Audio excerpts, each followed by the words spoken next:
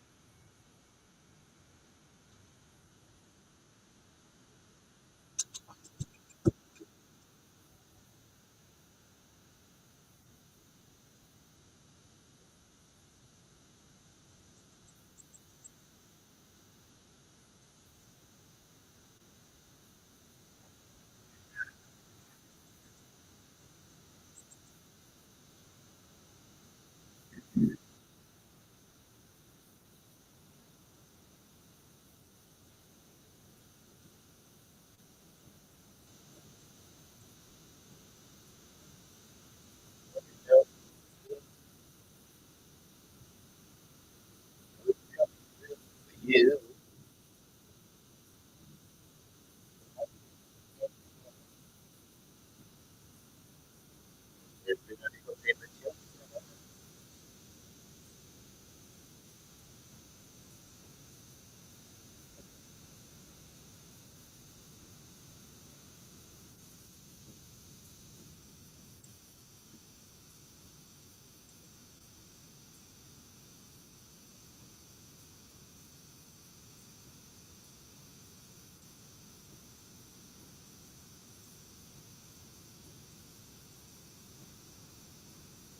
I guess I read.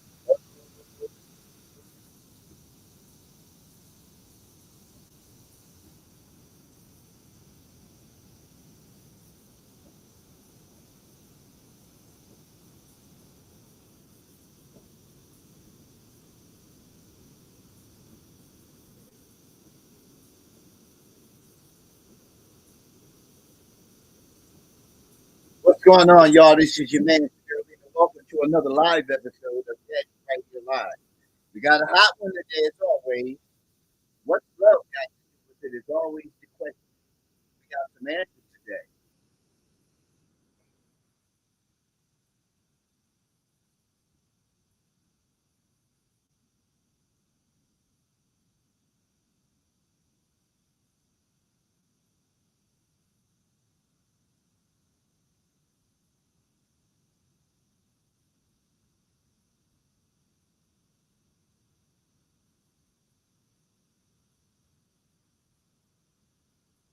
Who's dead in the house?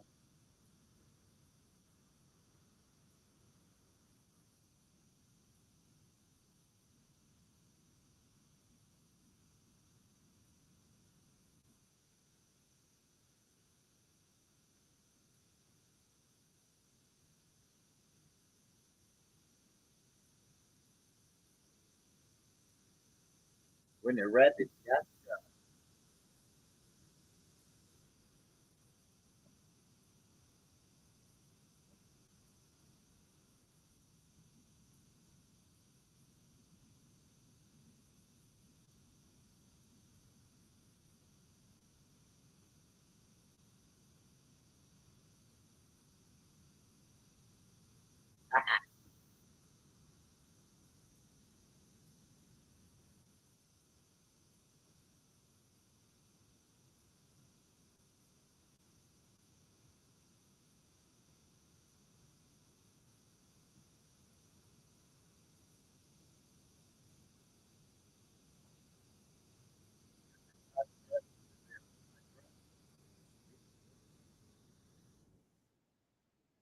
what's going on, y'all? This is man here, Aline, and welcome to another episode of Daddy's Right Here Live. I'm not going to play this whole song because it's 10 minutes. We got things to talk about. We got things to do. Yeah, so the master plan. There's a whole lot to do about nothing regarding the recent decision and soon to be finalized decision of the Trump administration bringing in the National Guard. Right? Right? Wrong. Now, we spent a whole lot of years depending on people at the local level of government to do their damn jobs. Now, these are the same people that are voted into office election after election, year after year, decade after decade after decade. No change. The federal government is not responsible. The White House is not responsible for the conditions that continue to exist in the city. Plain and simple. The state is responsible for oversight and governance of its people in that state. The states control what happens in the state. We put these people in office at the state level. We put these people in office first at the county level. Within the city, that's what we're doing. And I can tell you, being 64 years old, I have seen many politicians at the city, county level be in those positions for decades. We keep giving these people jobs. We keep giving these people jobs. If I came to your house and I just sat on the bucket and drank beer and just watched social media all day, right? Would you pay me?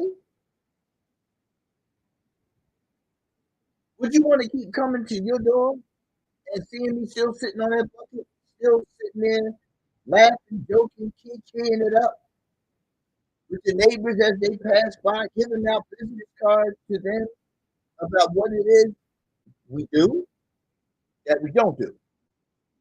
But we do it. We're just not doing it right now. You don't have time off. You chose to be in government. You chose to put yourself in this role to be councilman, to be mayor, to be state representative, state senator. You see these people. You run to these people like they're some American damn heroes. Shake their hands. You want to get a glimpse out of them. Oh, there's Mayor so and so. There's State Rep so and so. They're Senator so and so. But there's still that hole in the street. There's still that hole where a house used to be that was torn down because the city allowed it to sit there so long to not hold the owner of that property who don't even live in the city anymore, who lives in a whole different state and been there for a long time. There's a hole there now because the city tore it down. And they just sent the bill to the other person. But they've changed no laws about abandoned property. Properties are not only an eyesore for people who live there, for people who drive through there, it's a dangerous spot. Yeah, it becomes the spot for some people. Homeless people, drug addicted people, predators. You got drug dealers that even set up shop there. Yeah, and run it like it's the car. Right here on your block. Right here on your block. No men want to gather together to shut it down. Nah, y'all not doing that. No, it's not. That's not what happened. For years, that's going on. For years, you're not bringing the gunplay in. You're not bringing the crap games in. Most of y'all Negroes don't even live here. We don't even have those conversations because you find yourself doing it alone because people want to mind their business. A value of the street. If you ain't in the street, why are you ascribing to that value? Why are you ascribing to that value? So because there's no backup. Everybody will mind their business. But you want to wait until it comes to you. Then you want to step where you could have cleaned it all up at first sight. Respect is due, plain and simple. The streets don't run my damn household. So you just limit your doing to your household. Meanwhile, next door it's suffering because of the crack game. Miss Mary down the street, who's 87 years old, who gets a ride back and forth, you know, to the spot she has to go to, but then somebody climbing in her back window. Somebody laying in wait to bust upside the head to take from her. That's somebody's mother, somebody's grandmother, somebody's favorite aunt. Who's protecting them? Should I be the only one out on the block with a gun in my hand?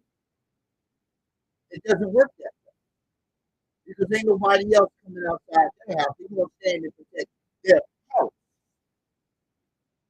See, a home is more than what Luther told you it is. And we're going to talk about that. See, you can't have a home if outside is not correct. It's not a home. It's a prison cell that you pay for, that the city will come along and take when they want to, but they won't do nothing about their landed property, but their property is inhabited by you. They'll do everything they possibly can to take it from you so they can take it and make money with it.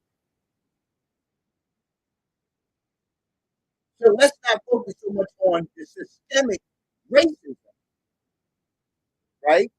From the perspective of pointing the fingers at whites, where we have a tremendous amount of blacks in office who sit back idly by, laughing at us who vote for them to go into these offices and sit down and don't do a damn thing. They're not doing anything. Come on, folks. I was recently up in Philly visiting Philly. No changes to the infrastructure. They're continuing to build to accommodate visitors.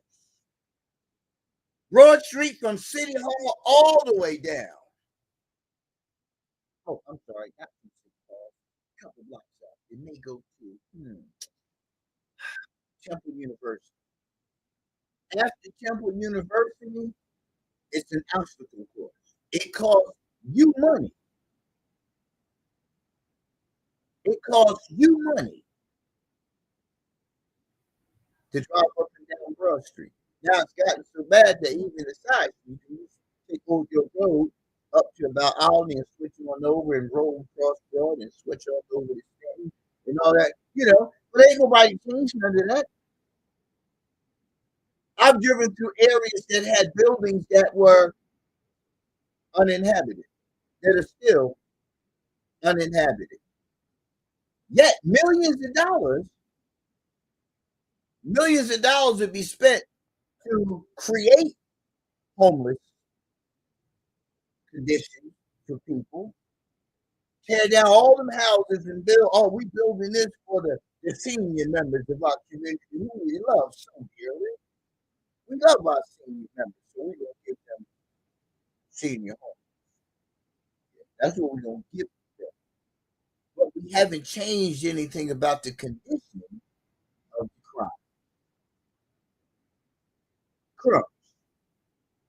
I love our seniors too. I'm included in that now. Crumbs. The Democratic crumbs. Yeah, pun intended. You build senior homes in areas that the streets aren't safe. You still haven't created any safety for them. You have this big unit, but there's no men. There's no men in those areas to ensure safe travel for these seniors. If you look at statistics of that city in that particular area where all these homes are, there's not an increased police presence. Where are the protections? Where are the protections? That are not. There's no protections for them. But when you have all of these properties that could be easily transitioned to the ownership of somebody who is willing to do the work, you let it sit there and sit there and sit there. And then eventually nobody buys it. It's like you. If you sit down untouched, unused, unoccupied, your spirit dies first, right? Your spirit dies first. And then you begin to deteriorate within. Your organs start shutting down. Your ability to perform in varied areas becomes less. Next thing you know, you just sitting just looking out the window because you've given up. They sit there, politicians, sit there and look out their windows, beat themselves upon the chest. What you can't see beyond the Met. You can't see beyond Temple University in one direction. You can't see beyond the arts. So you're surrounded by things that give you the impression that we're making progress. Because they're not venturing into the hood. They're not venturing into the areas that are suffering, that need care. So you surround yourself in this building that you go to with all this good. Imagine if City Hall was placed in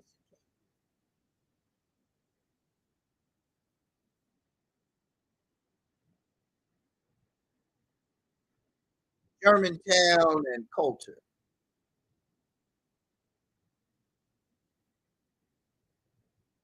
Broad and Erie.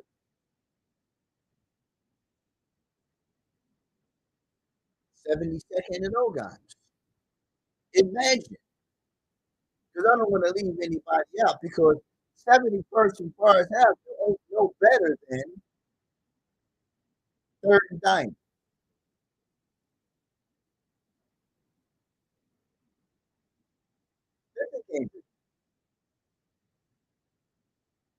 when he set up the site. All the same conditions. All the same conditions. Some are just a little more prevalent than others. Why is that? Why is that I can drive in Western Lane and don't see the same thing that I see in Third and Indiana in terms of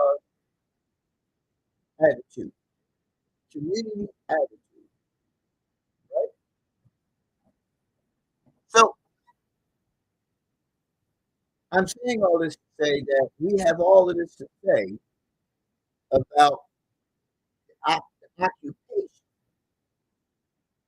This is the outcome. This is the consequence of failed politicians, not at the White House, but at the city and state level. These people have literally set us up to fail. Think about it. They set us up to fail. All the things that I have seen for over 60 years of my life have been as a result of what they've been doing at the city and state level of government. They brought about no change in anything. No. They've actually taken and stuffed that nipple further down our throats, making us depend upon,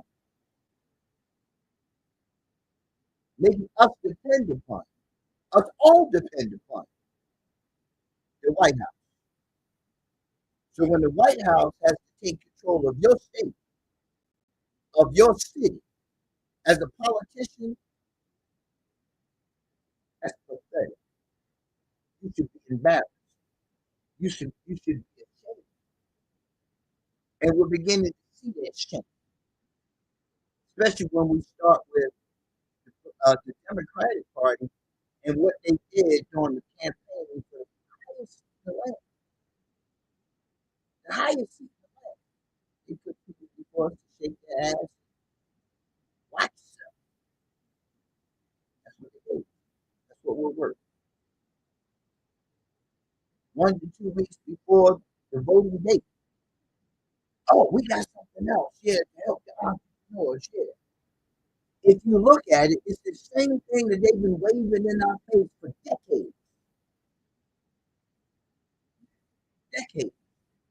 No sense of accountability, no sense of ownership for what it is that we as citizens have failed to do in holding these political cowards to the task. The cowards. The cowards. They don't confront anything within their own circle simply because they go along to get along and keep their damn mouths shut. And they allow the corruption to continue. Oh, and that's not just Philly. Philly just seems to be at the high, at the top, if not the top of the list. They all prove their corruption. For this mayor from Chicago to come out and say what he said, for the presidential candidate to come out and say the stuff that she said, couldn't answer questions, for the black media who have failed to tell the truth about things, who have continued to just follow the narrative, keeping us all diverted from what's really happening in government, not educating us in government. You tell me, I'll listen to that radio station. You tell me one station, one black media driven radio station that is telling us about how government works. Tell me, I'm waiting for that. I'm waiting for that. Because when I listen to Republican focus, right, uh, uh, uh, uh, media outlets, right, it's about America. It's about America. It's not about white. It's about America. It's about Americans. Listen to the dialogue. All our media is ever talking about is race, race, race, race, race. And that's all we keep hearing. And then you want to come with your rah-rah stuff, want to tell me, oh, well, well, I don't know what I've been living in this life for 64 years, 65 years come next month. And I have seen firsthand how you people operate. It's a diversionary to keep from taking accountability. We're still uneducated about government. We're still uneducated as a people. How do you put yourself in a position of being a journalist of any level? Whether you're one of the biggest names or no name, such as Daddy's Radio Live. Why is that not the investment? We already know what your problem is. We already know what your problems are. We already know how to fix it. But we won't say a damn thing to one another to hold ourselves up. Because in fear of what? In fear of what? You're not doing your job. You know you're not doing your job. So you go along to get along to have, your circle continue to support you and push you out there and put money behind you because you want to go. You stand in here. Nobody that goes into government gives a damn, so far that I have seen, about the damn people. Fuck and see what happens. Go ahead. Fuck and see what happens. You won't be in that position because they run and they get the nickels and dimes that they have in their pockets to ruin your life. Oh, they got something because you're all contracted out. You contracted out so you can't say something about what Senator so and so is doing or not doing. You don't speak on that. Each circle that we have in our community, right, separates itself from the ladder.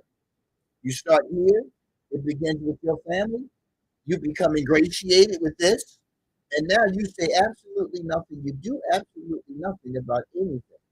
You keep telling people the same thing. You have your favorite people. You have people who you gravitate toward because you gravitate towards them for this. I get that. I understand the whole concept of business. I understand the concept. I understand the concept of building relationships. All this going on, I've never seen you in the community. I've never seen you in the community. No, no, no. I didn't see you give. I saw you at the community event, the annual event, but I don't see you walking around in the community. I see you with your entourage of law enforcement because you gotta be protected. Why do you have to protect yourself? From who? Why? I worked in community corrections and inside the prison. I don't walk around having to protect myself. I've had to return people to prison. I've had to hold them accountable. That's my job. But it's not just a job. It's the duty and the responsibility I have of trying to help someone, to guide someone toward change. That's my duty. No, no, man. See, that's my calling. I thought I was going to be a chef because that's what I was up until coming into. That's what I was going to be. I thought I was going to be an artist because I paint, I draw, I do painting. I thought that's where I was going. That was where That's what I thought I was going to do. I thought I was going to work in entertainment. I thought I was going to do, DJ of the year. I thought those things were like where I was going. No, those were just things to occupy my mind and keep me focused on feeling of change.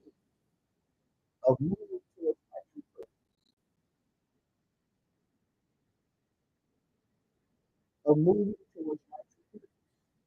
There's so many who are walking around empty.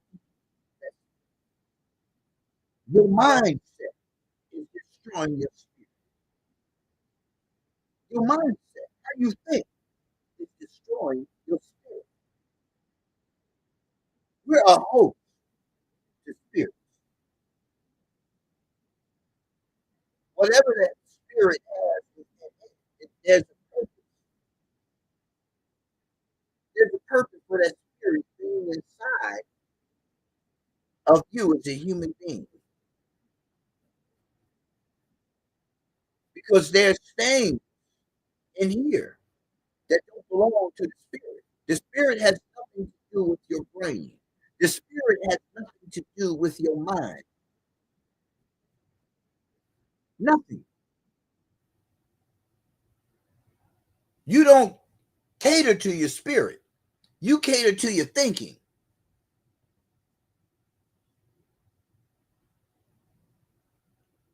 You have no connection whatsoever to your spirit.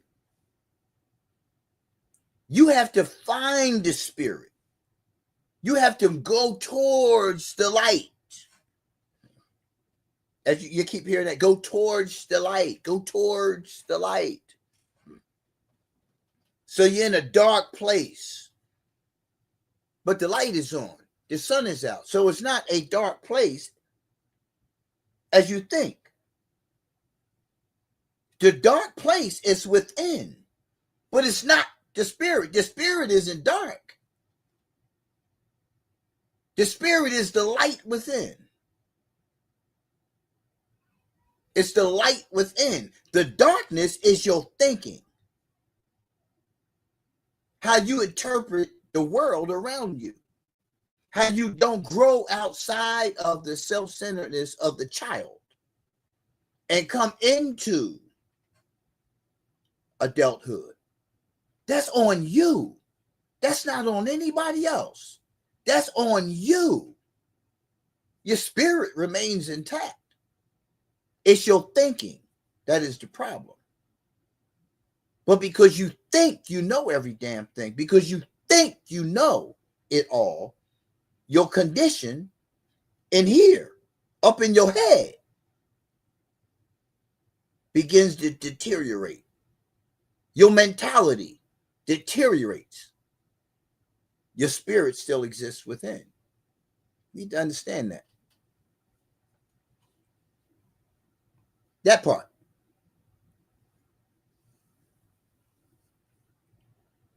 You don't nurture your spirit. You nurture your mind.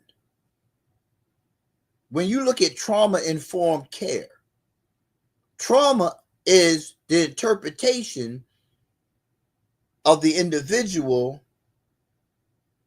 who is the beholder of whatever happened. So whether it's parental absence, whether it's being exposed to acts of violence in the community, whether it's failing another test at school, right? No matter what it is, it's a choice. It's a choice to hold on to it. Trauma is an inability to manage. How do I say this? Trauma is an inability to appropriately manage, because people manage through substance abuse. People manage through detachment, psychological detachment, which causes a physiological detachment. It's a lot that happens there. But it all comes down to your choices, your perception, your process of resolve. There are a whole lot of people that seek no resolve. And you're not seeking resolve when you're blaming other people. Excuse me. It it's not up to anybody but you to make that decision as to what it is that needs to be done about this problem.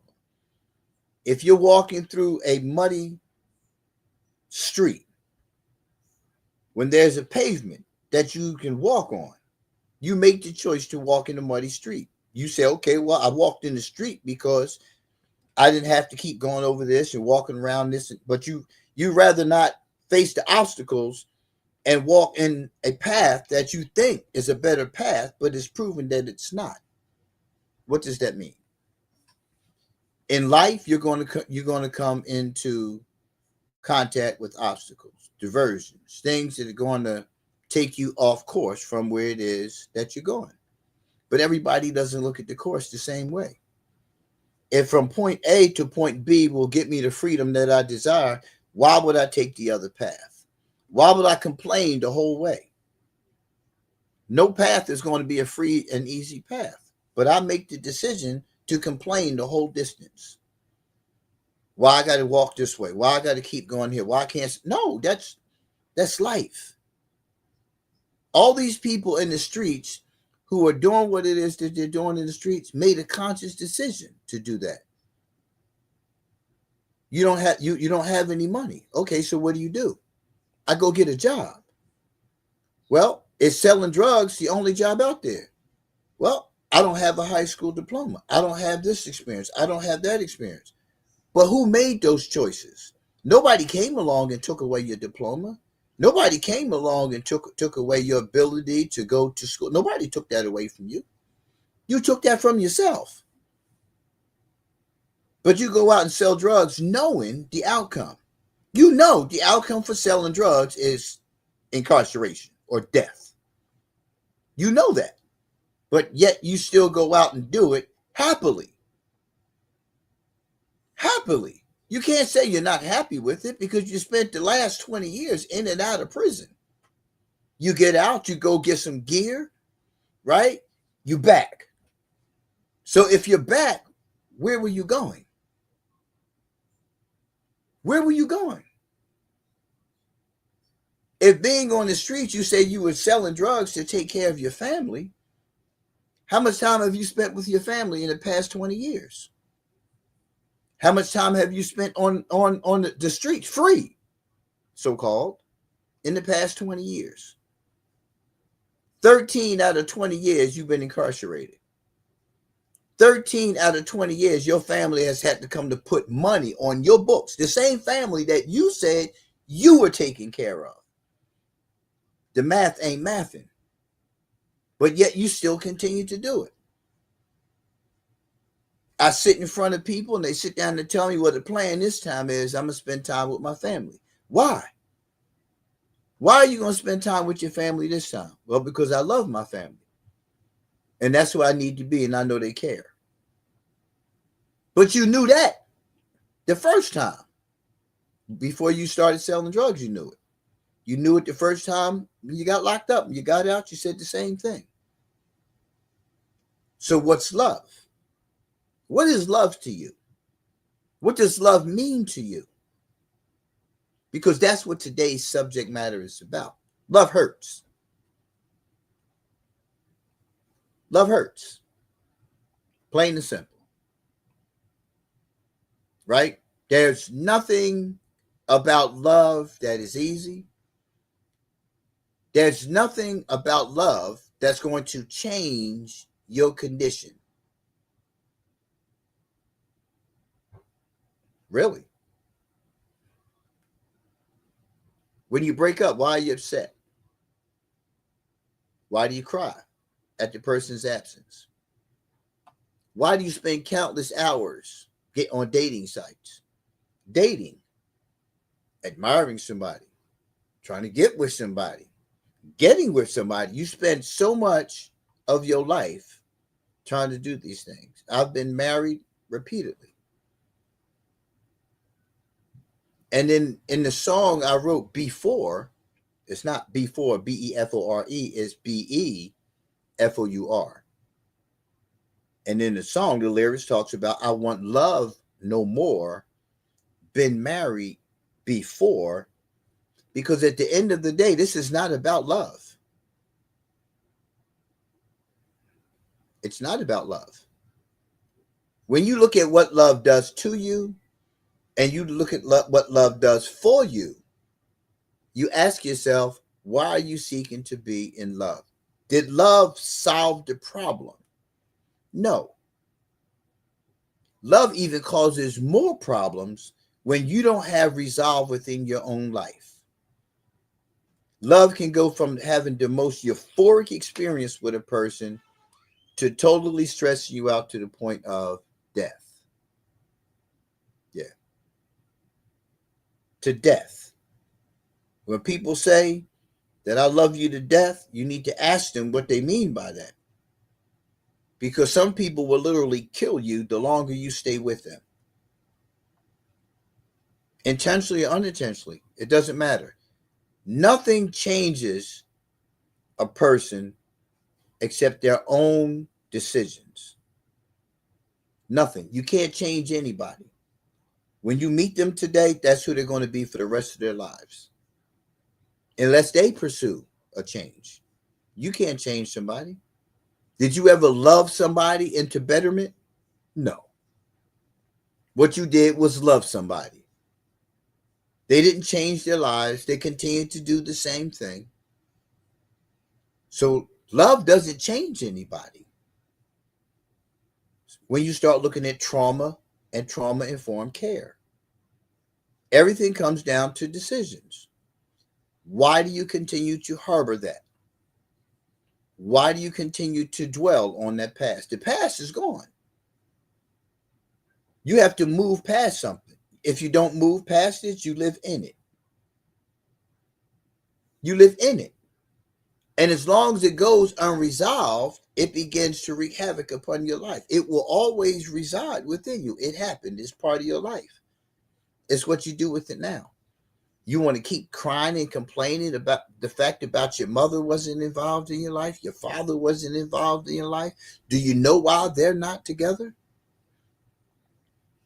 It's just easier to blame them for the failings in your life. Let's go to the article. The article is from Healthline. The article is 15 ways love affects your brain and body. Your brain and body. Now understand that the brain, right, is where the endorphins and all the signals to respond to this love, right? Again, you can go from a point of being so you experience so much euphoria when you're with this person. You can't wait to see them. You think about them all day long. When they're around you, you're just all bubbly and all, giggly and everything about you. You're just excited when you see this person. But in the blink of an eye, you look at that person with disdain, hate. In a blink of an eye. Why? You fell out of love just that quick? Love stopped working just that quick? Or was it what was going on in the mind? What triggered your mind? Because the brain didn't get triggered without the thought. You told yourself something about this person and it changed how the brain is reacting because of what you told yourself about that person. If they cheated on you, right? How you respond to that? Well, you decided to give your body away. That's yours. You want to go sleep with somebody else? You have every right to do that with your body. Just know that I won't be around when you go to the next time of sleeping with somebody else. If you didn't like the fact that I cussed you out, right? Well, did you deserve it? Don't think that way. Because a narcissistic person doesn't think about their behaviors that they put upon you. They think about your response to their bad behaviors. See, people who don't want to take responsibility, who don't want to be held accountable, will never recognize their own behaviors. They always look at how you responded back to them because they justify their bad behavior upon you by blaming you for why they just acted the way they did. They blamed you. You're supposed to allow them to be acting badly. But as soon as you say something back, it's a different perspective. But you were just in love with that person 5 minutes ago. And now love hurts. Now love hurts. Think about it. Now love hurts. I knew I shouldn't have got close to you. I knew just a matter of time before you do what they always did. Love hurts. Love's hurt is going to always be there as long as you continue to have expectations, and in many cases, unrealistic expectations upon the other person. I expect bad behavior from my partner. I expect bad behavior from my child. I expect bad behavior from another human being. I expect it. Therefore, when it happens, I'm not as traumatized by it because I expect it. Why? Because I expect it from me. I expect for me to have bad behavior. So why would I place you above me? I know what I'm capable of. I know what my history is. I know what resides within me. I make different decisions today. I don't rely upon them old ways of saying things and doing things and acting. I don't rely upon that. It's easy to do that. I know the outcome. I know the outcome. And again, I haven't had the physical confrontation with anyone since 1977. And I'm 64 years old. I don't conduct myself in that manner. Because when it comes my way, I'm going to correct it respectfully. Plain and simple. So how is it I can avoid those? And that conflict that I had at that time was something as a result of my actions towards somebody else's bad behavior. They thought that they could do what they did without consequence. I gave them consequence, but then I found that, I gave somebody else consequence because the consequence I gave them wasn't 100% theirs. So I dealt with that consequence from that was put upon the other person. But then me and that person had to have a fight. Right? That's 1977. This is August 30th, 2025. I want to say that it was probably around the same time. August. My name should have been August. It's something that happens in August where, things shift for me.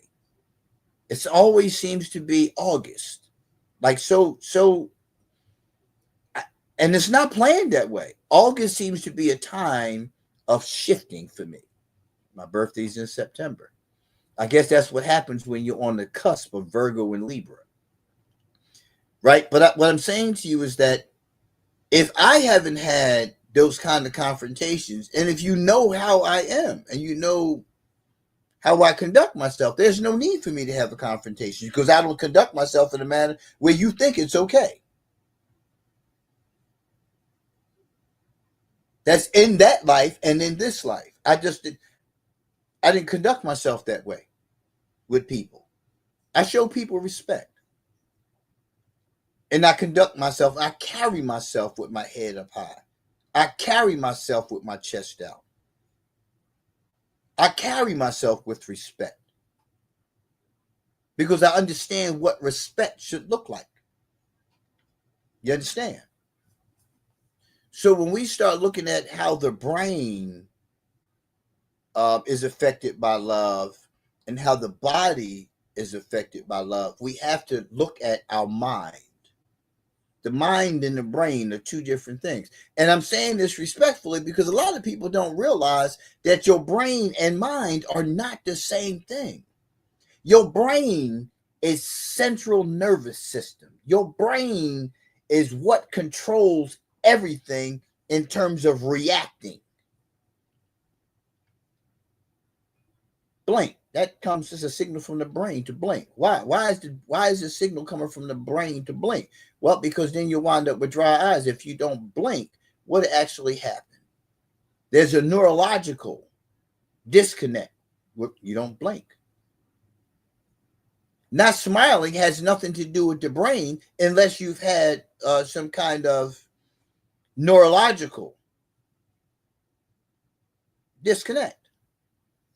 So you choose not to smile, right? People who smile all the time. Why are you smiling all the time? Are you truly happy? Or you just smile all the time because it looks like a good presentation of self? I can tell you, I certainly don't smile all the time. Actually, it's a little confusing as to like what's going on with me for some people who don't know me. I just don't conduct myself in a manner where I'm a recipient of the shenanigans. Period. And when I am the recipient of an attempt to pull out the other dude, right? It's my responsibility to hold that other dude inside of me at bay and not the person outside of me. That's the easy part. The hard part is keeping that person inside locked down because I know the consequences that person inside brings. So when people say that I've changed, I make different decisions. I don't rely upon the old ways of thinking and doing. I know what they do. I know what they do. So your brain gets affected by love because of the signals that it sends throughout the body when you experience something of joy.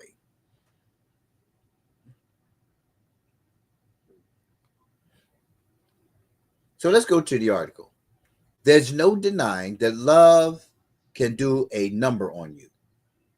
Whether you're head over heels, stuck on someone, or completely swept away. We know what that feels like.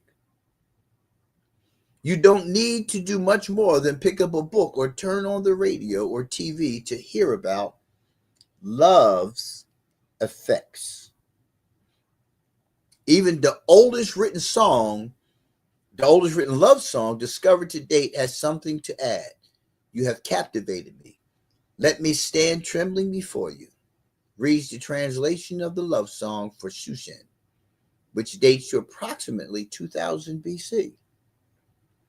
More modern media examples, including romantic comedies and sentimental tales of soulmates, can sometimes be a little hard to swallow, especially if Cupid's arrows don't strike you quite hard. Ask yourself, how can you never have had something? You never had it, but you fantasize about having it. And even during the portion of fantasizing about having something you never had, you still feel this fuzziness in your gut, this warm, giddy feeling. How is that? How is it you can watch a movie, never had experienced love ever in life, but you see on television or you read in a book something that just seems so exciting, but you've never had the experience before? This is part of the journey of finding purpose. And what happens is because you're on this journey, things that you encounter that make you feel good you embrace. But on any path, you're going to come across the obstacles. When you come upon these obstacles, then that's where the hurt comes in. Because this fantasy that you've had about love came from a source that's not real. You see people walking down the street, you go to the prom and you go to the prom by yourself, but when you get there, everybody's like all clicked up, and you think that they're so happy because they're on the floor, they're dancing, and they look like this fantasy that you put in your mind, but does that make it love? You see somebody kissing, does that mean that they're in love because they're kissing? Does it mean that that person loves the person they just kissed? Or the person who responded to the kiss? You don't know what it is, but you're telling yourself that this is love. You're telling yourself this is love. How can you say it's love? Who told you that's love? That's what you formed in your mind that love is. You haven't even gotten to the part of understanding trauma. See, when you feed yourself misinformation, right, that's self-imposed.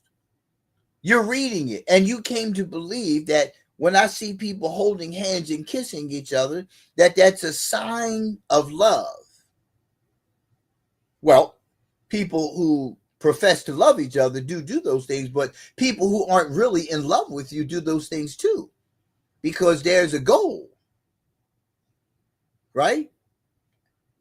If I'm trying to get at you, I'm gonna hold your hand. I'm gonna show you all kind of greatness in the beginning, but when that falls off, you're upset because it hasn't continued. So the person who gave it to you, you want it from them again, because they made you feel this thing that you have termed to be love. But it was never about love. Love, as you see it from those perspectives, is just about feeling good. So are you in love, or are you just responding to your natural human condition? You just want to feel good. That doesn't make it love because the sex was good, because the kiss was good. That doesn't make it love. It just makes it good. It just made it good. Where did love come from in this? We're between each other's legs and we're feeling good. That's not love. So how do you come away from being in a position, just being between somebody's legs, and now you're in love? No, what you are is addicted. The human being wants to always feel good. How do we turn this into love? That's not love. Sex is not love. It's just that. It's sex. Let's go back to the article. But if you've been in love yourself, you'll know the occasional exaggerations don't entirely miss the mark. Many people describe love as something you just have to learn to recognize when it happens. If you need a little help in that department, here are 15 telltale effects to look for. So when you look at your brain on love, and remember, when you look at brain activity, you look at it's responding to external and internal things at the same time, right? So if you're watching a movie, it's a great movie. It signals that your brain is sending to you that are in alignment with this thinking that you have, this expectation, this fantasy, because you start building within in yourself the idea of what love is. You start telling yourself this. You start telling yourself what love is not. Love is not anything that is out of alignment with what you desire to have. So if I cook hot dogs and I put sauerkraut and mustard on the hot dog, I like hot dogs with sauerkraut and mustard, some relish. You got to have that Italian relish on there, right? But if I put all that on my hot dog, it's great. It tastes wonderful to me. But you don't want all of that. But I put all of that on. You're hungry. but you won't eat that. You rather try to scrape all that stuff off or don't eat it at all because you don't want to taste any of that. But you won't satisfy your hunger. You won't satisfy your hunger. Now you've added on another layer of discontent because you were hungry, but this is what was available. And you didn't want that. So therefore you didn't eat. So now you're hungry. Then because you're hungry and you don't have what you want to eat, then you begin to get angry. Right? And when you still can't get to what it is you want, right? How do you react? So there's layers to all of this because of one thing. When I grew up as a child, we didn't have any choice. What was on the table was what was for dinner, was what was for breakfast, was what was for lunch. Plain and simple. If one no, we're going to pick up the phone, we're going to order something. No, this is what dinner is.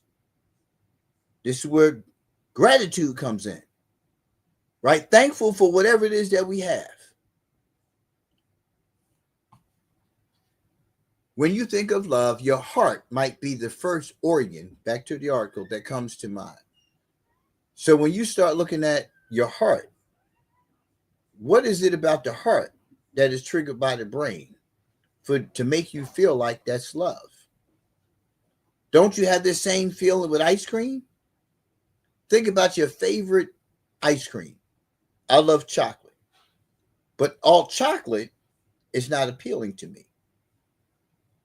But when you call yourself being in love, there's something about this person that has enlightened your spirit. Has enlightened your spirit. What are you feeling from them? You haven't had sex yet. What are you feeling from that person? Great conversation. Right? We can have a good conversation. We seem to have a lot of things in common. You know, every time we get together, it's always great in terms of that. But when that person, that same person that you profess your love for, when that same person calls you on your bad behavior, do you still see them the same way? Why not? What changed about that relationship? They did nothing wrong. They still greeted you, shook hands, hugged or whatnot. We still having a conversation, but they just challenged you. So you think about the behavior. They just asked you, so why did you do that? What made you say that? Right? And then it turns into an argument because now they're in disagreement with you. You don't like to be disagreed with. Why? Because that's not what you expect from that person that loves you. The person that loves you, your expectation is that everything comes from them has to be good, or you won't love them. So what is love then? What is love? If you say you love me now because I'm giving you your way, because I'm giving you what you asked for, now I'm challenging the behavior that I have a problem with, right? Now we don't have a conversation. Now you're angry. What's love? So apparently your love and my love are different. I don't even love you. I just like you. We just cool. You fell in love. How did you fall in love? How did you fall in love? You fell in love because of a feeling that you got. I want you to focus. You got a feeling.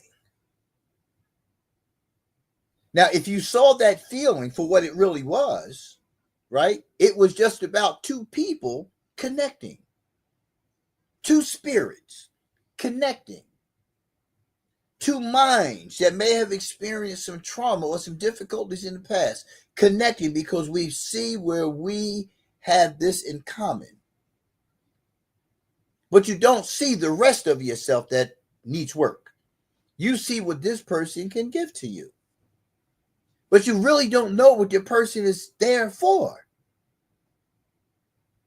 You don't know that this is God's angel that's sitting before you, that is there to bring about change, that's there to guide you, to show you some things that are relevant to your journey. You rather keep going this journey. You want to keep walking down this path, right? And think that what you're doing and saying and how you're acting is in alignment with the expectation. Those people on that path will just bypass you. They don't do, whatever their tolerance level is. There's always angels about.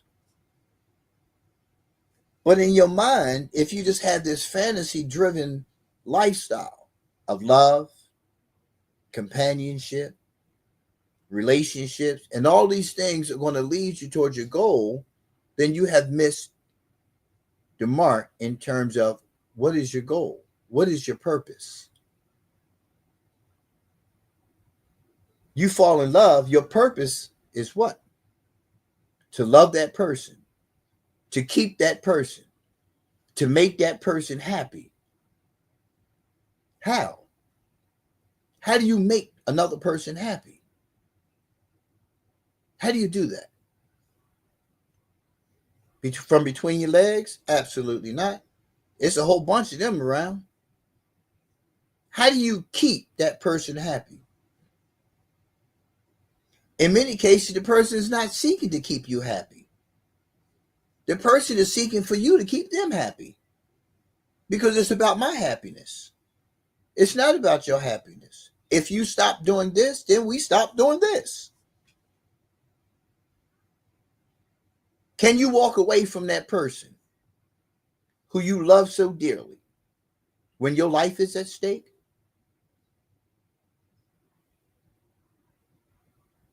That's the question you have to ask yourself.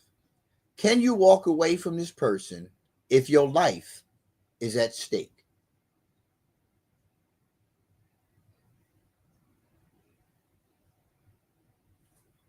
Whatever that means. See, some of you would think, well, no, if it's between somebody killing me and somebody killing them, I'm going to try to live. That's not what I'm talking about. Again, that's the perception of the world that you have. If my health, my mental health, my physical health, my spiritual health are at risk because of a relationship that I have with somebody else, that relationship has to go. There's no sense in holding on to a bad relationship. There's no sense in dragging years of your life out. I did that for you. Years of your life out. When a person makes a decision to be who they are, they spend the rest of their life being that. Because that's what they want. Move on. But how many of us stay in these failed relationships and venture out? Not because of irresponsibility. We're being irresponsible, but that's not the intent. The intent is you want to feel better, but you want this over here to get right. How right can it possibly get when you're being with somebody else? You just added another layer of stress to your life. Now you got to duck and dodge. You got to hide your phone. You got to turn your ringer off. You got to do all these things to protect the other person, but you're not protecting the person you're with, nor are you protecting yourself. I want to protect myself from all that nonsense. It talks here, back to the article, euphoria. Excuse me. That giddy, euphoric excitement you feel when spending time with the person you love or seeing them across the room or hearing their name. You can trace this entirely normal effect of falling in love back to the neurotransmitter dopamine. Again, how is dopamine, right, triggered within a human being? Just feeling good. Just feeling good.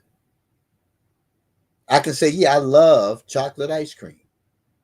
Yep. And the dopamine is just like poof, poof, poof, all firing everywhere. I'm on like 10. So I got my chocolate ice cream. Am I still on 10 when I get the chocolate ice cream that I really don't like? What does it do? I like Friendly's forbidden chocolate ice cream. What happens when I get Walmart brand of ice cream? What happens? Do I have the same euphoric feeling? It's chocolate ice cream. My mind will tell me, yeah, but it ain't forbidden chocolate. But the dopamine don't care about whose it is, right? So now let me tell you what happens in the brain. So in my mind, it's not Friendly's Forbidden Chocolate. It's Walmart brand.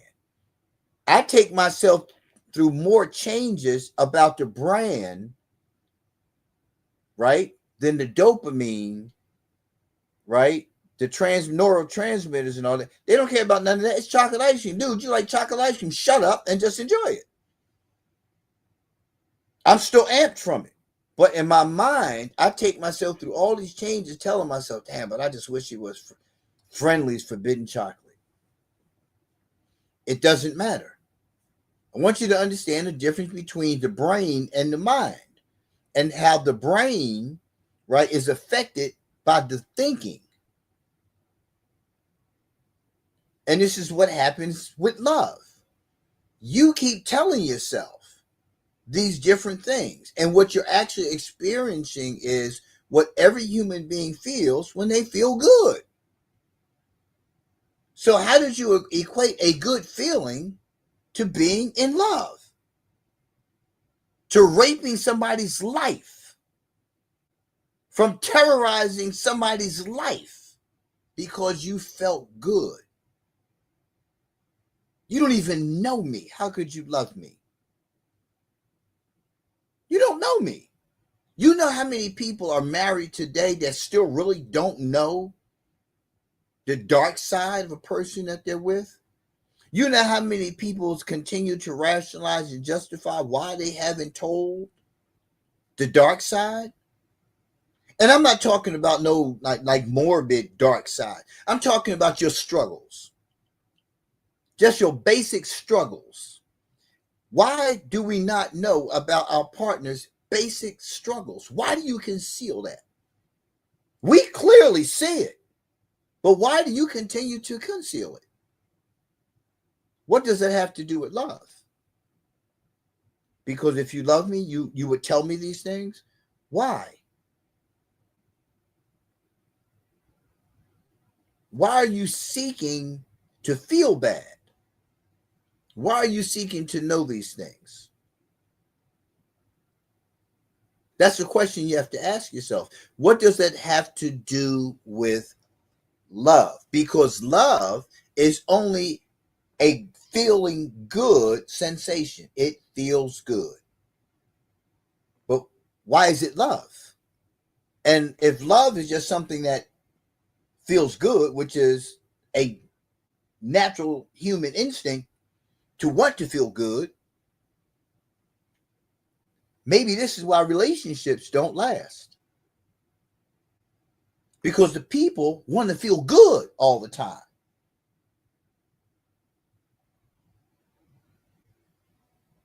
They want to feel good all the time. Relationships, you don't feel good all the time. Why not? Why don't you always feel good in your relationship? No matter how great the person is that you're with, why do you not feel good in your relationship all the time? And how come when it comes time for you not feeling good is when you start kind of making the determination as to whether or not I want to get out of this relationship because I just don't feel good? What does that mean? Well, we seem to argue this, that, and the other all the time. Well, why did you get into the relationship? Because I felt good. We went out, had drinks, had a nice, great dinner, a wonderful time. We went home and we got it in. And it felt good. So good that I wanted to go back again. And again. And again. Now we're married. Because of the fact that we felt good. We felt good. Right? So when we look at the euphoria for all of that, right? We have to look at further down where it talks about, hold on, simply thinking about the object of your affections is enough to trigger dopamine release. Listen, simply thinking about the object of your affection, is enough to trigger dopamine release. Just thinking about that person. Why?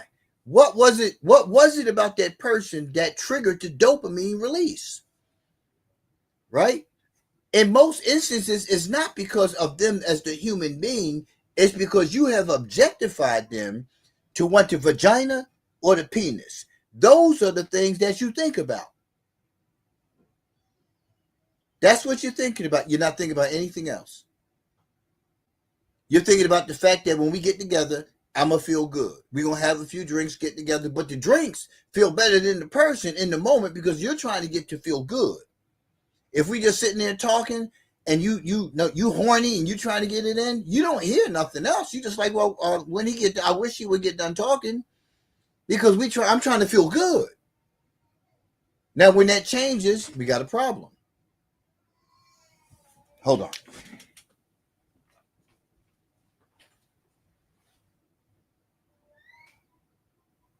What's the problem? What's the problem? What's the problem? Mommy's in the bathroom. What's the problem? She's in the bathroom. You sit there quietly waiting for her to come out the bathroom. You understand? Thank you.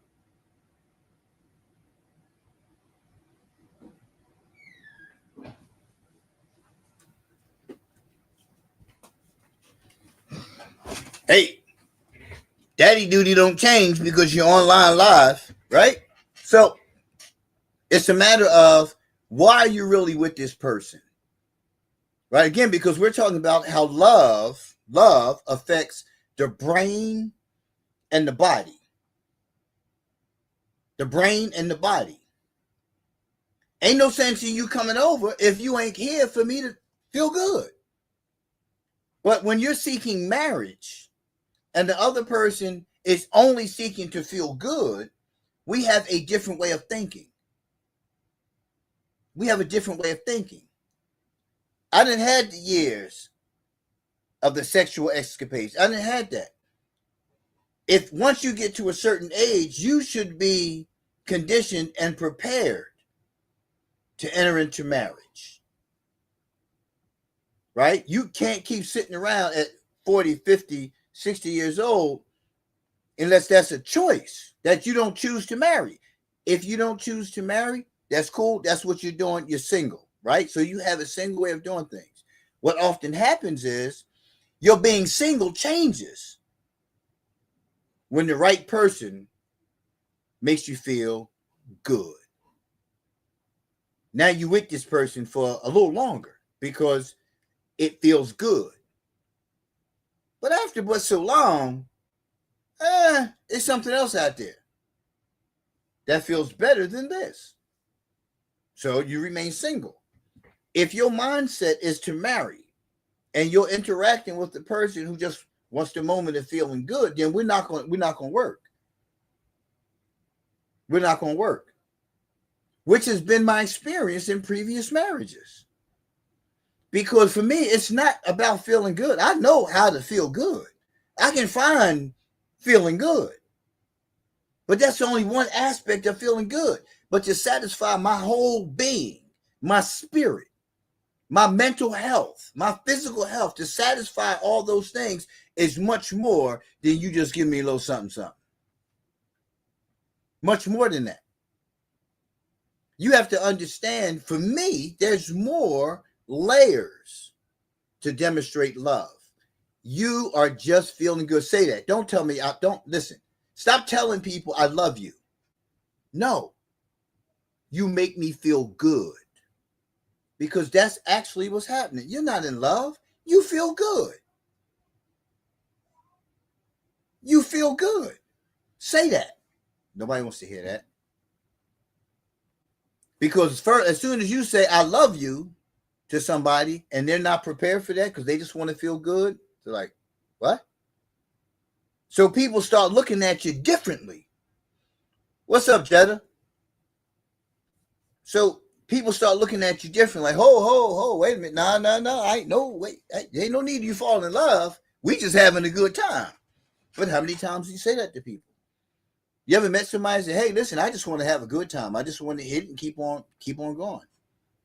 right? How would you accept that as a woman? How would you accept that as a man? That's really what you want to do. So you're saying you're looking for love, but you're looking for sex because now you equate sex with love. That's not love. That's why relationships are not lasting anymore.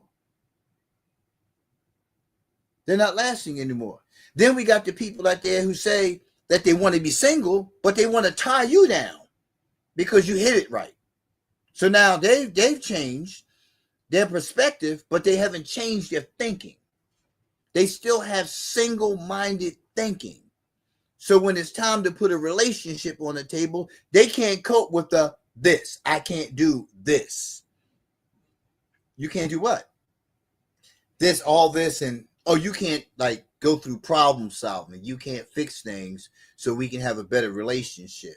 Let's just skip this part and let's just jump into bed. Because that is it. Isn't that? Think about it. Think about how many relationships that have been formed after a good round and a good romp in the hay. Think about it.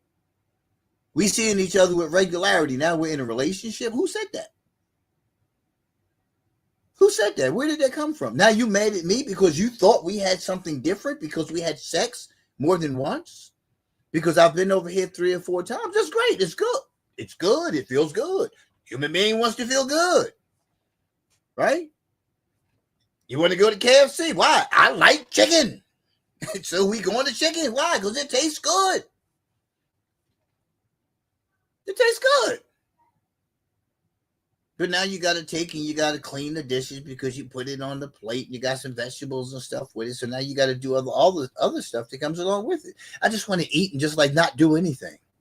Well, that's what happens in relationships. People just want to eat and not do anything about the relationship. You just want to have great sex. And wonder why your spirit is in disarray. Because you're not doing anything for your spirit.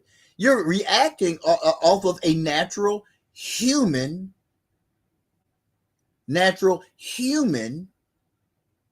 right, response. You are supposed to. You can't procreate if you don't feel good. Right? That's what procreation is about. You got to feel it. You know what I mean? Okay. So we're animals.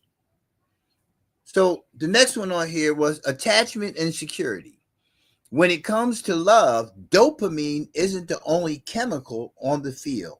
Oxytocin levels also surge, boosting feelings of attachment, safety, and trust. Now you have to understand what oxytocin is. They call it the love chemical, right? You have, and it's mostly when you hear that conversation about oxytocin, it's usually related to a mother and her child. Right? Oxytocin leads the mother in the direction of embracing the child, right? Moving towards the maternal instinct that is pushed by this oxytocin, right? They call it the love chemical. So you have some mothers, who don't have an attachment to their children at birth.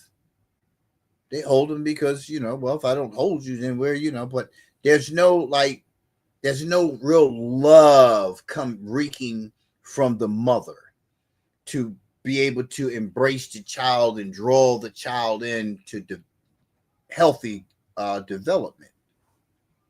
Right? So you have to look at these kind of things. Now, only thing we've talked about so far are chemicals.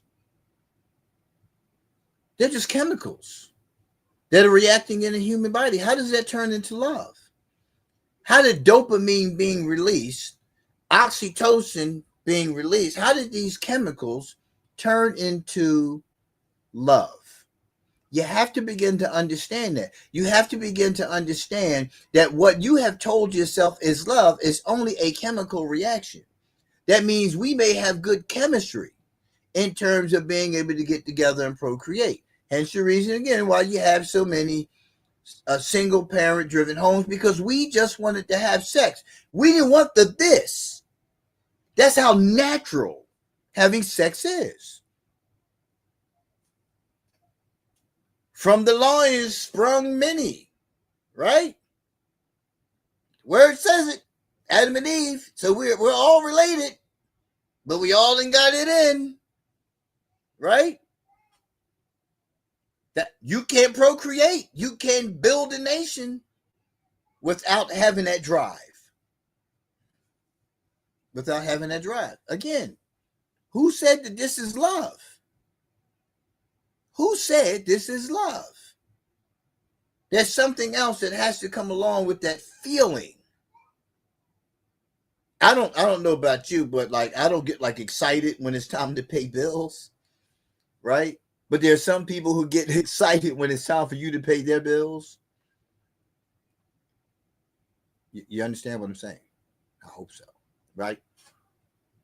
So there are people who feel good. You've made them feel good, but feeling good comes at a cost,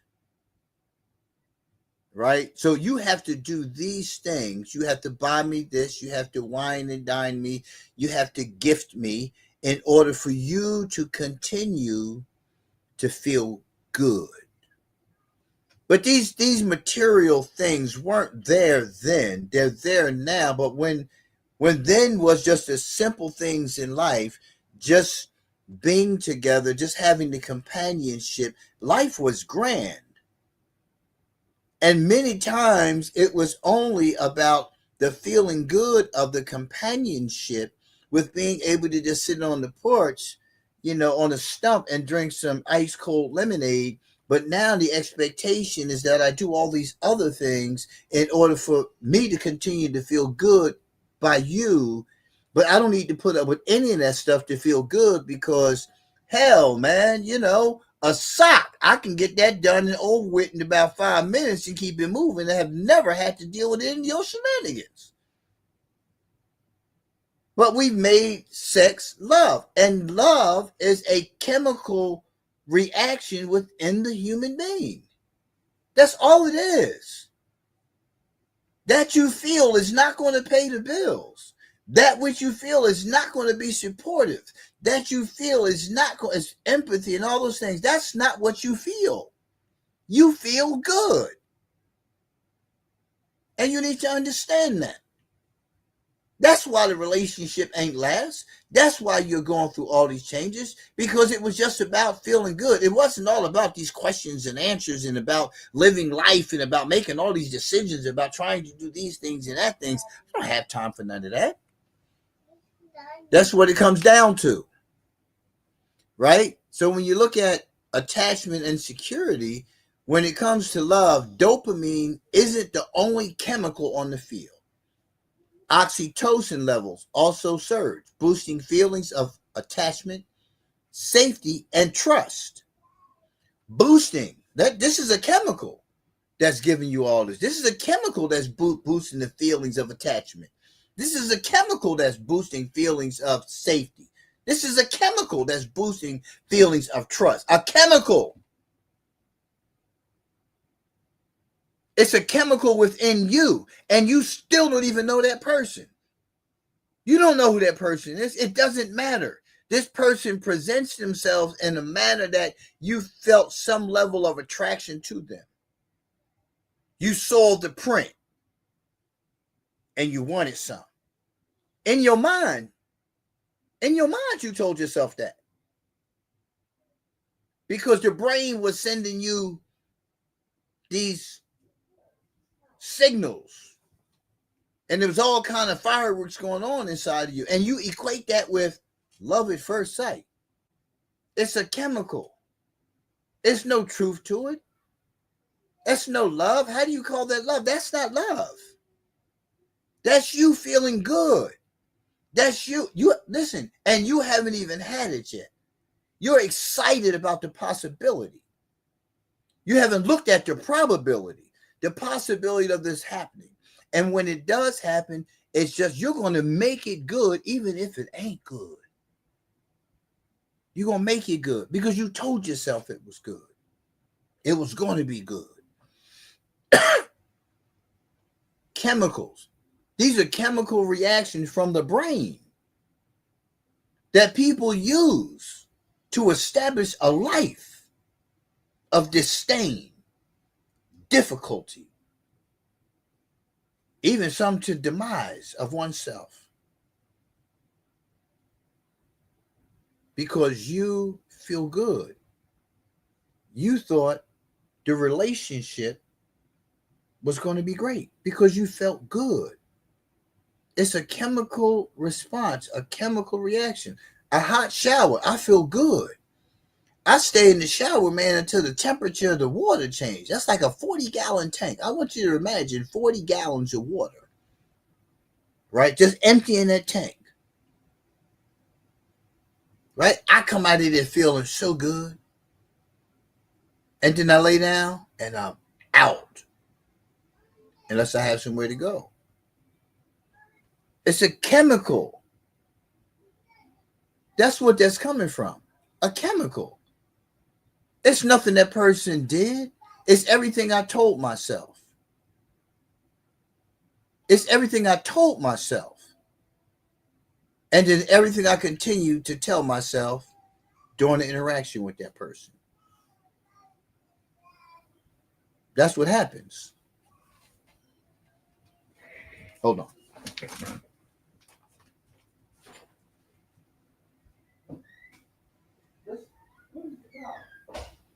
He's in the bathroom. There's nothing you can do about that. Sit down and stop all the crying. Nothing wrong for it. There's nothing wrong for it.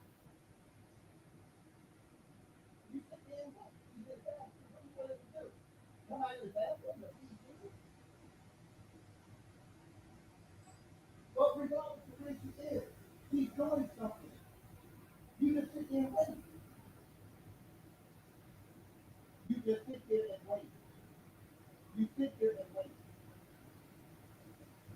Stop.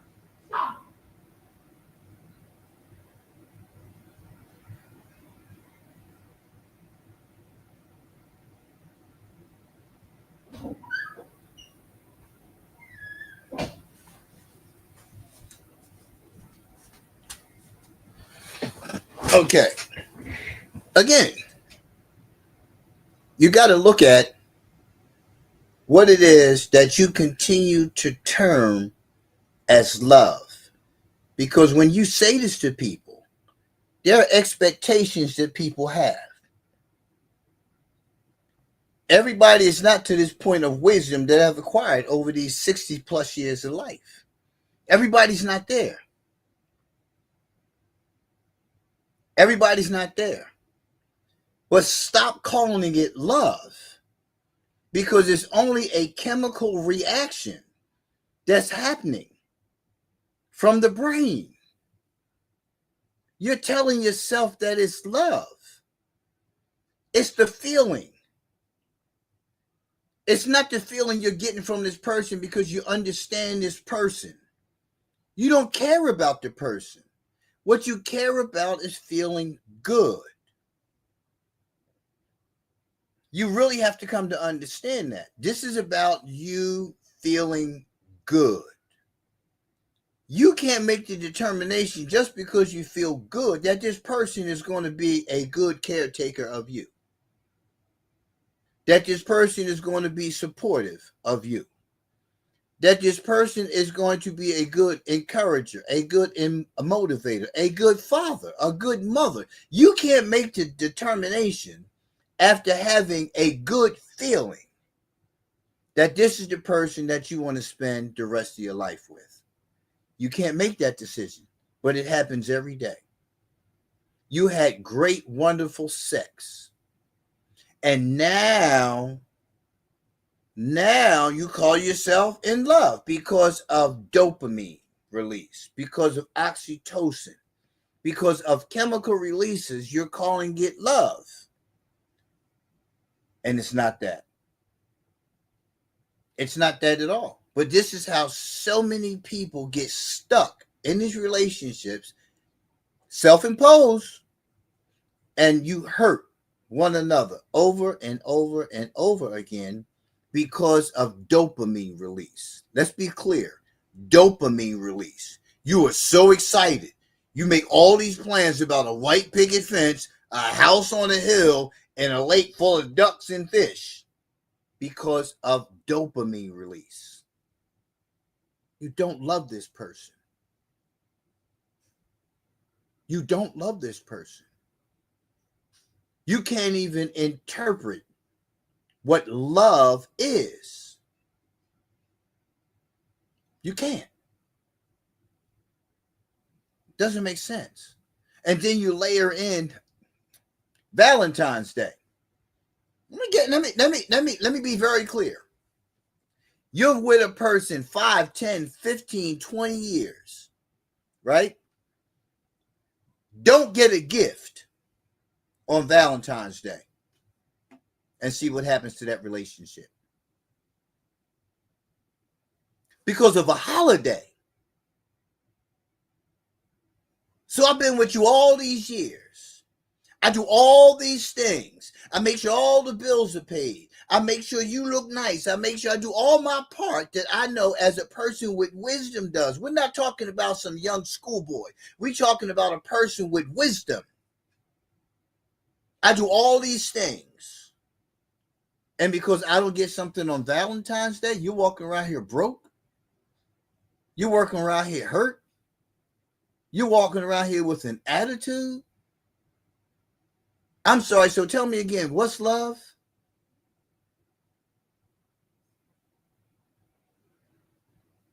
See, that's the kind of stuff that you have to look at. If your expectation of a person is for them to adhere to be in alignment with the stupidity established by man as being an indicator of what life is supposed to be, I don't care if it's through scripture. I don't care if it's through a break. Listen, you're setting yourself up. You're setting yourself up. There's things that are relevant to you caring for me that have nothing to do with love. It's called compassion. It's called empathy. For me, sympathy is on a whole different level. Because in order for you to be able to have sympathy for a person, to be sympathetic, you need to understand what sympathy means. We can both lose a parent. My father was murdered. Your father was murdered. We're identifying. But my internalization and my interpretation of death is far different. Because I mourn the physical death, but my father is still here. His spirit is still somewhere. So for me, the loss is different. The loss is different. All right, so I don't drive by and see him. Do I stop seeing him? No. I see him in my life. I see him in my doings. But you don't see life from that perspective. You sit down and you mourn over and over and over and over again a loss. I'll be excited when it's time to go. I don't recall what his perspective was on death, but death is life.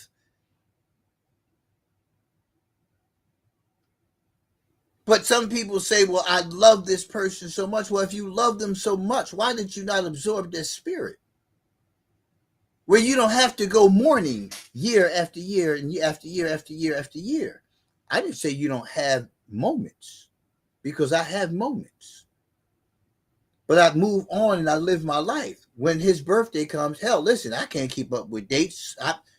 So if I have to keep, I want you to understand, because I just talked about Valentine's Day.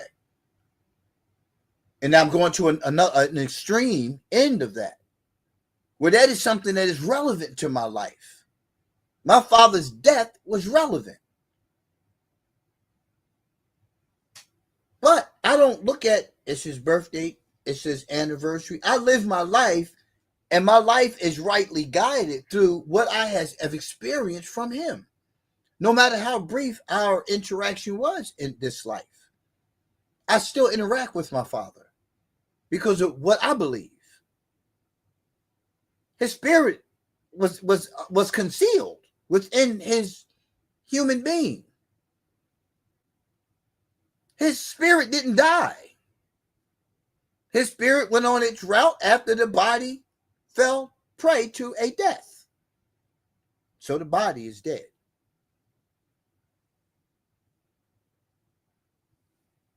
You understand? So I'm not caught up in when his birthday is, when his birthday was, and all that stuff because he still exists for me. My grandmother still exists. When she laid in hospice, and I stood there talking to her and was holding her hand, and I was rubbing her hand and talking to her about how she used to do that to me. She used to always rub my hands and say to me, "Grandson, your hands are just so soft." They're just, yeah, I'm a pencil pusher, right? So, but I stood there, and then when the doctor came in because he needed me to sign something, for the first time, she grabbed my hand and she didn't want to let go of my hand. She was in hospice. If you ever been to somebody's in hospice, you know what their condition is in the moment, and she was just, but she wouldn't let go of my hand. The physical body, you saw the physical presence. It was, her spirit was still there. Spirit is still here. So just because his birthday was such and such, you don't remember. Why do I have to? In his existence, in his presence, I remember his damn birthday. I don't because I live life. When you talk about being attached to somebody based off of a chemical reaction within the body, you have to really look at that for what it is. Because that's what you're actually responding to. You're responding to the oxytocin. You're responding to the dopamine release. You're not responding to, and if it's a thought, the thought you're responding to is what may be or what may have been or what was. It's not about the human being. You don't care nothing about that person's trauma. You're trying to deal with your own stuff, and you manage it pretty well just by walking around trying to get that chemical release. It's a chemical release, folks. It ain't love. It's just chemicals. Do you know why that exists within you?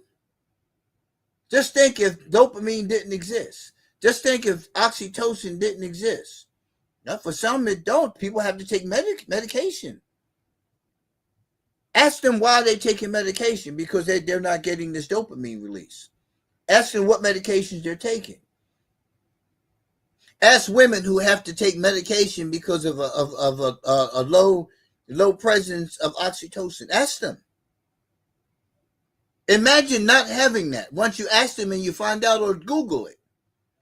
Ask the question and see what life is like without those two chemicals. This is about chemicals. You're wasting people's lives saying you're in love with them and this, that, and the other. And when you don't understand that this is a chemical that makes you feel this way. You just busted a good nut. Let me be direct. And now you're in love. What you did was you released a whole lot of damn dopamine.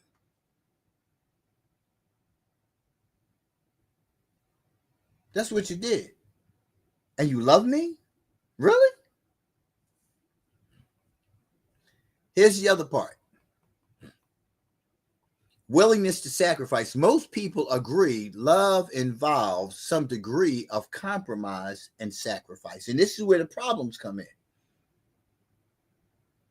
Because the chemical that's released when you're in conflict with the situation is totally different than the feel-good chemical. It sends you a different set of emotions. You understand? Brother Larimore, how you doing, man? Good to see you. Hope all is well. Right? Yeah, my prayers. Terry Bodine, Miss T, how you doing? How you doing? Right? But Brother Larimore, it's really, really, really, really, really good to see you. I've seen pictures. Prayers with you, brother. But here is where most people agree that it involves some degree of compromise and sacrifice. Now, mind you, it's all about a chemical. Now, here you come to this part of compromise and sacrifice. What are you willing to give up for this love that you found? Nothing. That's why it's always a fight. Nothing. And every time a subject matter comes up where compromise and sacrifice are part of the ingredients of this mix, gotta go. Because in that moment, you should have realized I just felt good. I just had chemical release. I don't know this person. I don't. I can't tell you that I love you because I don't. Dopamine and oxytocin played a significant part in my reconnecting with you after the first event. Love is not an event. So when it talks about compromise and sacrifice, right? Many people can't rise to the occasion because that's not what I want to do. So when you hear the thing of I can't do this, that's what this is. I can't compromise. I can't sacrifice. I was only feeling good. We've been having a good time. When we get together, it's good. It's a good vibe. Now they changed it to it's a good vibe. Now we vibing. Well, we've always been vibing. We've been vibing as far back as I can think. Put a black light on, put some posters up and toot, and we vibing. What is the vibe? What is the vibe? Is that love? Because me and you are vibing? That's love? As love flourishes, back to the article, you may find yourself more willing to make these sacrifices. It's believed this happens because partners tend to become more synced up. 5. Thanks in part to the vagus nerve, which begins in your brain and plays a role in everything from your facial expressions to the rhythm of your heart. Again, this is your brain, right? This is the brain causing the body to respond based off of what? Hinged off of what? A chemical reaction. It's a chemical reaction. It's the chemical reaction within the body, the brain and the body. We haven't even talked about the mind as much. Because when you put the mind into the equation, it changes the game. Because now we start looking at the unresolved. We start looking at the childhood trauma. Why is it called trauma? Because of the severe impact that it has had upon the person. As you age, as you mature, as you grow personally, you should be looking at those things. So when you get to 20, 30, 40, 50 plus years old, you have brought some resolve to your life. If you don't have resolve in those areas, the ability to compromise and sacrifice are interrupted because of the unresolved. So we're only talking about the brain, right? And the body. We haven't talked about the mind. So right now, we haven't gotten to the mind because of the euphoric feeling that came through the dopamine releases, the oxytocin releases, and now talked about with the vagus nerve, right? Thanks in part to the vagus nerve. It is believed this happens because partners tend to become more synced up, thanks in part to the vagus nerve. As love flourishes, you may find yourself more willing to make sacrifices, right? Because now we're vibing. That's the vagus nerve. We're vibing. So when you look at vagus and you see what the vagus nerve represents within the human being, and now you see vagus, vibe. We're vibing, right? So then okay, I'll go ahead now. I'm not real big on Indian cuisine, but I'll go with you. I'll give it a try. I'm sure it's something on that menu that I can enjoy. Why? I make that sacrifice. Why? Because I want to experience the release of that dopamine. Because I want to experience that chemical release. So when people say that certain people have an addictive personality, every damn human being on this planet, unless someone has had some kind of disability that they've been born with to remove that, right?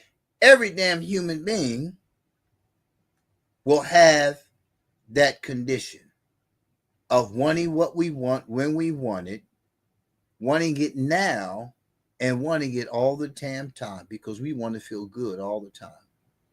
We go to work expecting to feel good, but they call it work. But that's another topic to be discussed at a later time. So you look at that. Then you have here, as love flourishes, you may find yourself willing. Now, how do you become willing? That's when you go to the mind. Willingness doesn't come as a result of the brain. Willingness comes as a result of what's happening in the mind.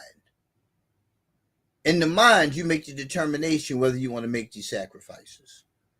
Now, this is where you start doing an assessment and evaluation of how good you really feel and how good you can probably feel, if not better, with somebody else too, because you've seen something else, you know? When you're seeking to feel good in that capacity, it's always something out there, right? It's always something you didn't see pop up in front of you, pop up on your screen, right? You've always seen something. Listen, we didn't even get, it's 15 ways. We just got down to, I think, way number 1, euphoria, attachment, security, willingness, and sacrifice. We haven't even gotten to constant thoughts. Listen, we covered 3 out of 15, right?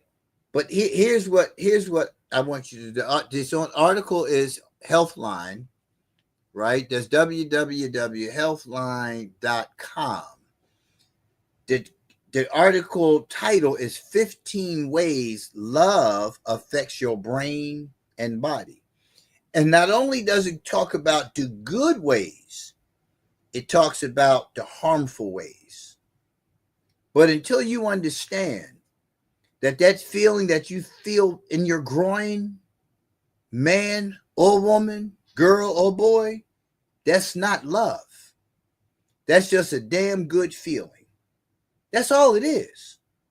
And for many, that feeling is used as a resolve for their unresolved, and that's why they get stuck in relationships, because they're using that feeling, that extreme level of dopamine that's being released, that level of oxytocin that's being released, right?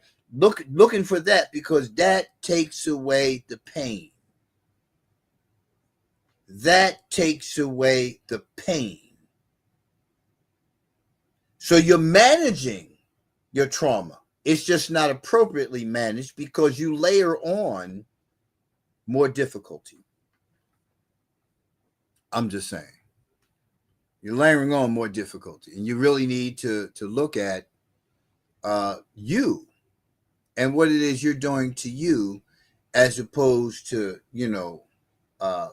blaming somebody else for your condition, why it is you dealing with what you're dealing with. I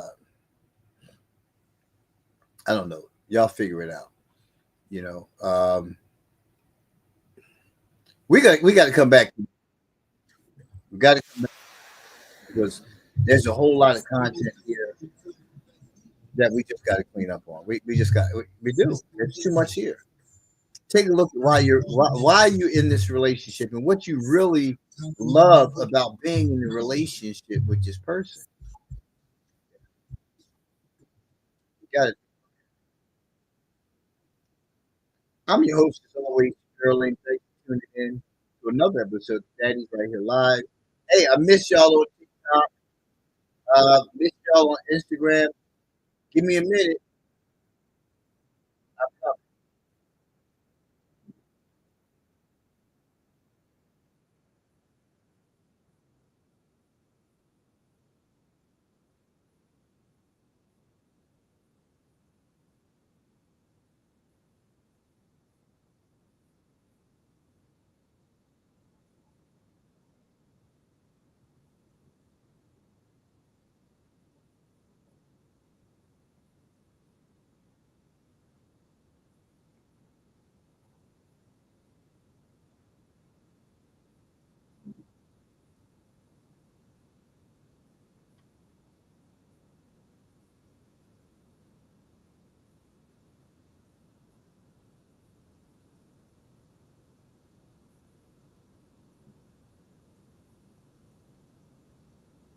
I'll feel the aftermath. I'll feel.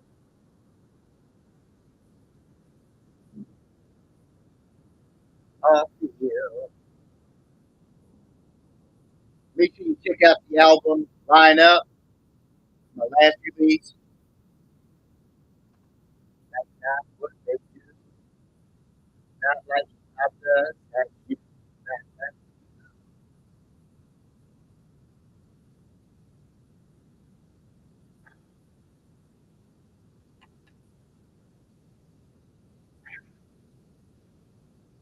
If you in that street game, it's time to get out.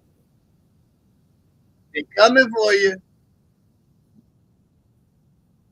Rico, the master plan. Rico,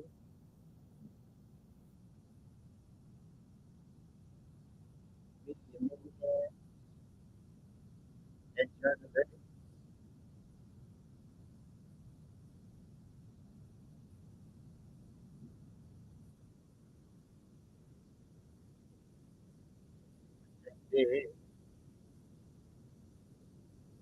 One relevant in the middle of the room sits a donkey, an elephant, get some, big little, big little.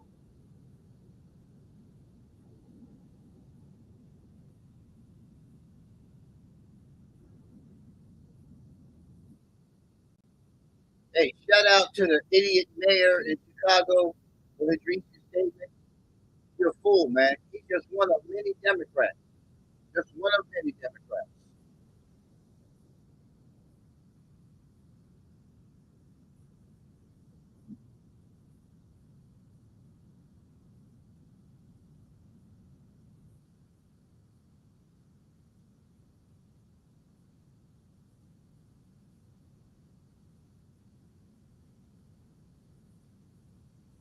Not bad at you. I like you.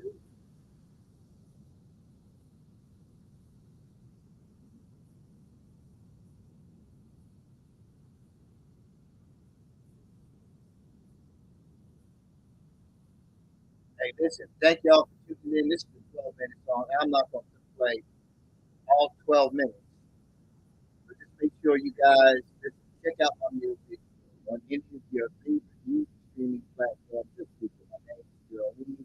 Also, make sure you go to a link for you.net.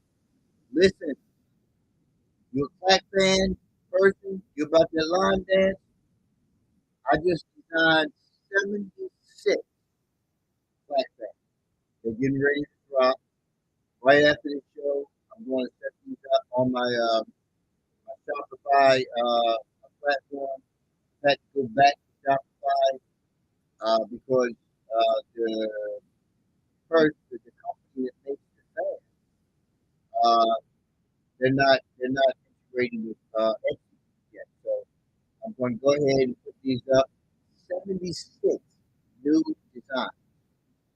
Yeah, listen. When I tell you I got fans for everybody.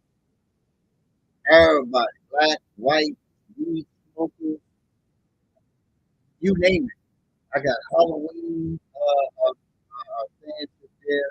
Got some Christmas fans already up there. Got some tumblers that we dropping new tumblers, new designs on tumblers. Uh, stockings, Christmas stockings. Get ready to put them out. Get ready to put out the ugly sweaters. Shop now. Shop early. Shop now. Get your stuff, man. I'm telling you, get your stuff. With these fans, I am excited. I hope you are too. Also, don't forget to go to my Sterling Educational Station. Right there, over 500 videos. Yeah, that you can watch. Invite some friends over. Sit down and watch it with your husband or your wife. See what happens. Yeah, see what happens. You're gonna learn something. You're gonna learn something. You gotta ask the right question. We're spending way too many years of our lives in relationships that we should have been out of before we started. Yeah,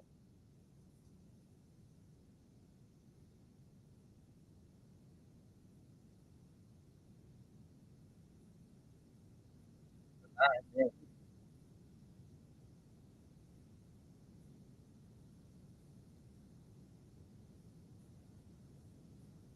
Uh-huh. Man, y'all have a great one. I'm your host as always, Severely.